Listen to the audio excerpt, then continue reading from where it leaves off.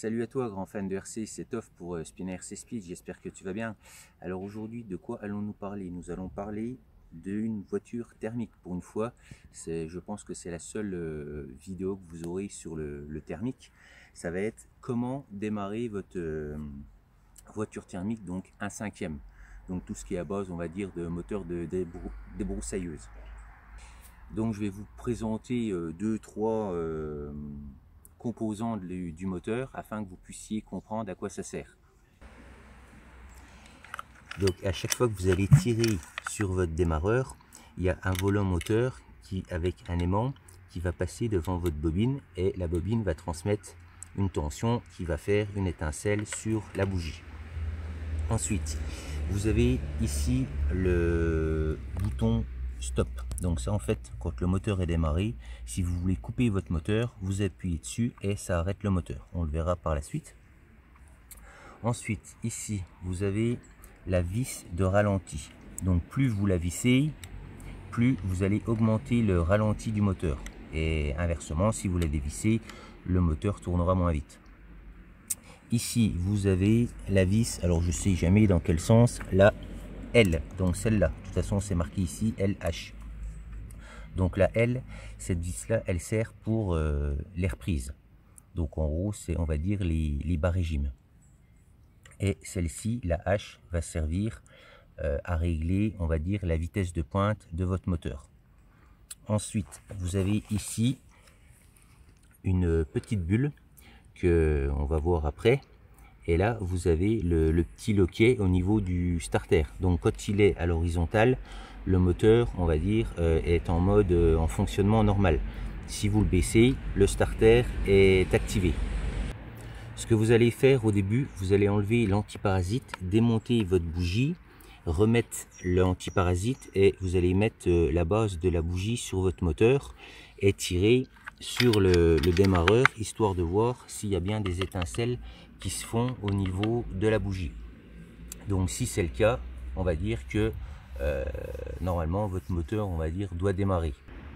Un avertissement ou un conseil du moins, si vous démontez votre bougie et que vous apercevez qu'il n'y a pas d'étincelle, il va falloir démonter le carter du moteur et ajuster la bobine, parce qu'en fait la bobine, après je sais pas si c'est comme ça sur tous les moteurs, mais en tout cas sur le Changyang, j'en avais eu un auparavant avec une autre thermique, vous avez deux vis et l'idée c'est que vous allez enlever donc le carter du moteur, vous allez prendre une carte de visite et vous allez mettre la carte de visite entre la bobine et votre volant moteur.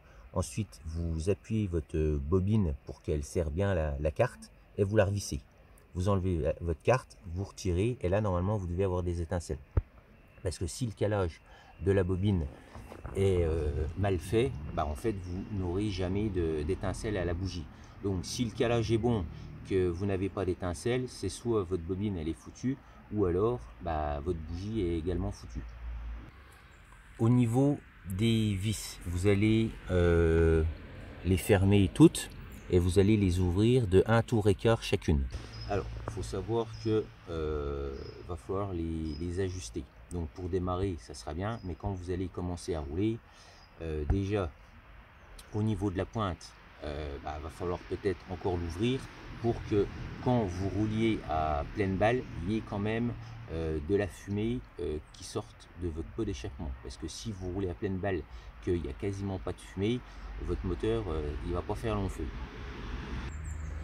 Et pour la vis de reprise, moi je fonctionne comme ça, c'est que vous allez la laisser telle qu'elle est, donc à 1 tour et quart, et vous allez vous amuser au ralenti à pincer un peu votre tuyau. Donc si vous pincez un peu votre tuyau et puis que le moteur prend des tours, c'est que techniquement vous pouvez réduire votre vis, donc vous pouvez la refermer. Bien sûr, après il ne faut pas non plus trop la fermer parce que sinon le moteur va chauffer au ralenti et quand vous allez accélérer, il va caler.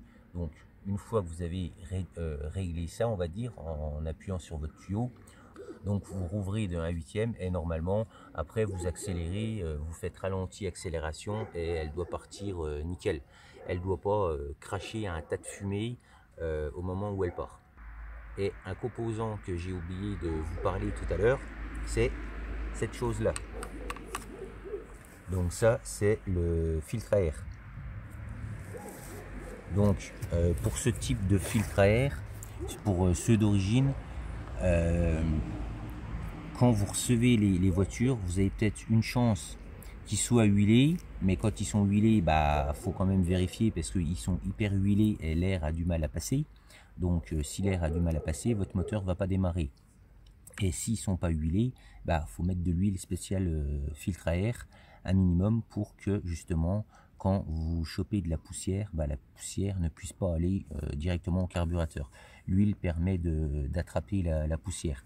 Mais n'oubliez surtout pas que quand ils sont huilés, vérifiez le niveau d'huile parce qu'ils en mettent souvent un peu trop. Ensuite, vous allez appuyer, avant vous allez faire votre plein bien sûr. Qu'est-ce que vous mettez comme essence dedans? En fait, c'est de l'essence mélangée avec de l'huile de thon. Donc un peu ce que vous mettez dans votre scooter ou votre mobilette. Donc pour le premier plein, on va dire pour le rodage du moteur, donc il y en a qui le font, il y en a d'autres qui ne le font pas, mais après chacun fait comme il veut. Mais moi je vous conseille de faire au moins un plein au ralenti ou un plein à 4%. Et rouler, on va dire, vraiment aller à 5-10 km/h maximum pour pouvoir rôder l'ensemble du moteur, la transmission et tout ça. Mais surtout, vous ne faites pas monter le moteur dans les tours et vous le réglez bien gras. En fait, ce que j'entends par bien gras, c'est que quand vous allez accélérer un peu, que ça fume, on va dire, plein pot. Donc voilà. Donc une fois que vous avez fait votre plein, vous allez appuyer sur cette petite bulle qui va permettre au carburateur d'amener l'essence jusqu'au carburateur en fait. Donc vous allez appuyer plusieurs fois et elle va se remplir. Voilà, donc l'essence est venue. À partir de là, une fois que vous avez de l'essence, c'est bon. Vous allez mettre votre starter en mode starter, on va dire, et vous allez tirer 2-3 coups sur la voiture. Voilà, donc là vu qu'elle a commencé à faire un peu de bruit, vous enlevez le starter et après vous retirez un coup et ça doit démarrer. Donc là je vais vous la démarrer vraiment 30 secondes histoire de ne pas embêter le voisinage. Parce qu'il faut savoir que quand vous avez des modèles comme ça, faites quand même attention à qui vous avez autour de vous, parce que ça peut vite casser les oreilles au voisinage. Et puis, c'est pas le but que vous ayez, on va dire, les flics qui viennent sonner à votre porte. Donc là, je vais tirer un coup et logiquement, ça doit démarrer du premier coup.